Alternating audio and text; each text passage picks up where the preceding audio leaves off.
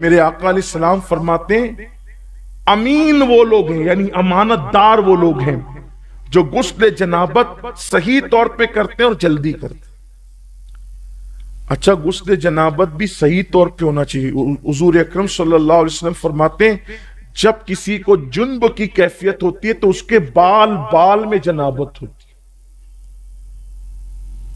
اگر ایک بال بھی حالت جنابت میں دھلنے سے رہ گیا تو پاکی نہ ہو۔ لوگ تو دھڑا دھڑ پانی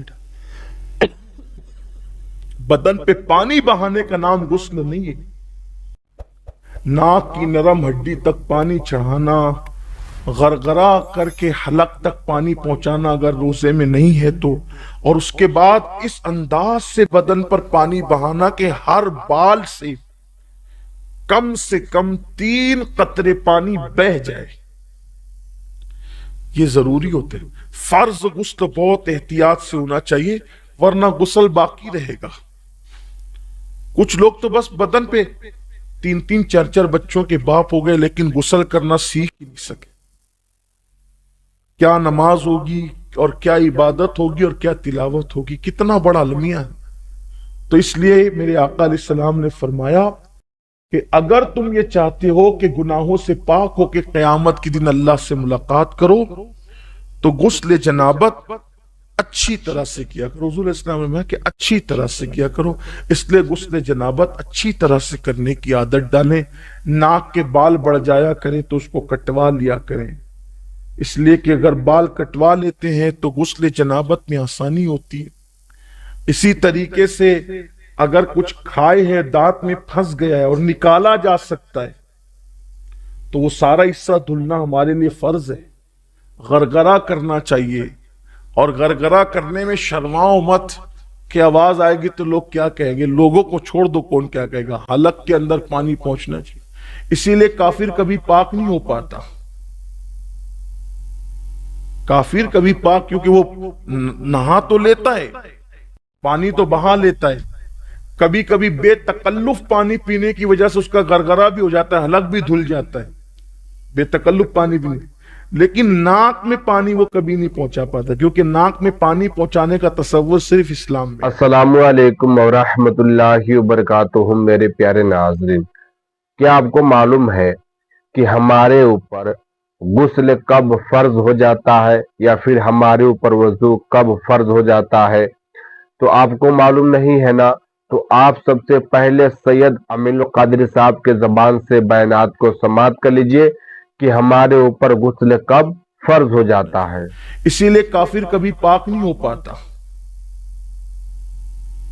کافر کبھی پاک، کیونکہ وہ نہا تو لیتا ہے، پانی تو بہا لیتا ہے، کبھی کبھی بے تکلف پانی پینے کی وجہ سے اس کا غرغرہ بھی ہو جاتا ہے، حلق بھی دھل جاتا ہے، بے تکلف پانی بھی نہیں، لیکن ناک میں پانی وہ کبھی نہیں پہنچا پاتا، کیونکہ ناک میں پانی پہنچانے کا تصور صرف اسلام میں،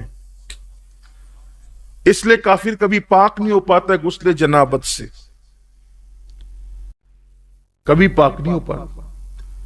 اسی لیے ہمارے حضور مفتی اعظمین کا تقویٰ یہ تھا کہ کبھی آپ کافر کے ہاتھ کی بنی ہوئی چائے بھی نہیں پیتے تھے، حالانکہ پی سکتے ہیں لیکن نہیں پیتے،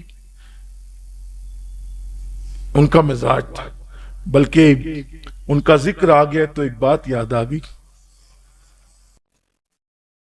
ایک ایسی خوبصورت محفل تھی جہاں حضور مفتی اعظم اور محدث اعظم دونوں جمع تھے، چائے آ گئی، اور چائے آئی تو چائے رکھی گئی، اتفاق سے چائے ہوٹل سے آئی تھی، تو سیدی مفتی اعظم نے پوچھا کہ چائے کہاں سے آئی؟ تو کسی نے کہا کہ وہ فلانے کے یہاں سے، تو آپ نے فرمایا کہ میں کافر کے ہاتھ کی بنی ہوئی چائے نہیں پیتا۔ وہ چائے اٹھا لی گئی، چائے رکھی تھی سیدی محدث اعظمین کے سامنے، تو لوگوں نے سمجھا وہ نہیں پی رہے تو یہ بھی نہیں پیئیں گے، تو سیدی محدث اعظمین رحمت اللہ تعالی سے کسی کا حضور مفتی اعظم چائے نہیں پیتے، کہا کیوں؟ کہا وہ کہتے ہیں کہ وہ کافر کے ہاتھ کی بنی ہوئی اس لیے وہ نہیں پیئیں گے۔ تو آپ نے پھر کپ سنبھال لیا اور کپ سنبھال کر اٹھا کر پیتے ہوئے فرمایا ये वो उनका तकवा था, ये उनका फतवा है। वो उनका तकवा था और ये उनका, और आपने पी लिया। पी सकते हैं, लेकिन सैयदी मुफ्ती आज़मी रहमतुल्लाहि ताला अलैह नहीं पिया करते। इससे ये नहीं कि अब जो पीने लगे तो आप उसको जो वो टेढ़ी नजर से, नहीं, इजाजत है। लेकिन आप फरमाते थे, बल्कि उन्होंने ही लिखा ये बात जो मैंने अभी अर्ज की ना, कि काफिर कभी पाक नहीं हो पाता, क्योंकि नाक में पानी चढ़ा करके धुलने का तसव्वुर काफिरों के यहाँ नहीं है। बेतकल्लुफ पानी पीने से उनका हलक धुल जाता है। इसलिए आपसे कहता हूँ, गुस्ल जनाबत सीखिए और अच्छे से सीख करके गुस्ल जनाबत कीजिए। और गुस्ल जनाबत की बरकत भी बहुत ज्यादा है। जब कोई गुस्ल जनाबत करता है तो हर कतरे की तादाद के बराबर फरिश्ते पैदा किए जाते हैं, और वो फरिश्ते क़यामत तक उसके लिए मग़फ़िरत की दुआ करते हैं जिसने